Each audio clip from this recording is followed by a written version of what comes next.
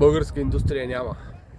Има отделни производства, които развиват някаква дейност и заработват по нещо, но липсва система, която да осигури връзката между производствата, за да могат да работят сигурно и безпрепятствено. Малкият и среден бизнес са гръбнака на всяка индустрия.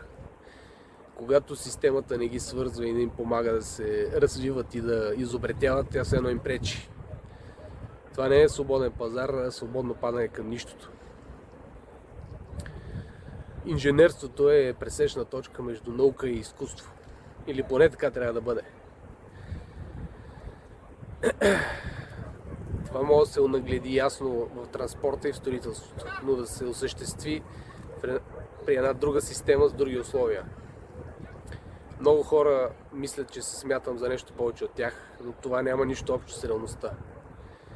Когато един човек се мисли за повече от друг, той принизява другите, принизява и себе си. Всеки може да бъде по пътя, по който е избрал да върви. И като си помагаме да вървим напред като общество. Към момента недоверието между хората нараства ежедневно, което е разбираемо при положение, че усещаме как всичко около нас се разпада. Проблемите, които ни заобикалят, проистичат от системата, в която сме потопени всички ние. Не ни остава друго, освен да я сменим, за да започнем да живеем като хора.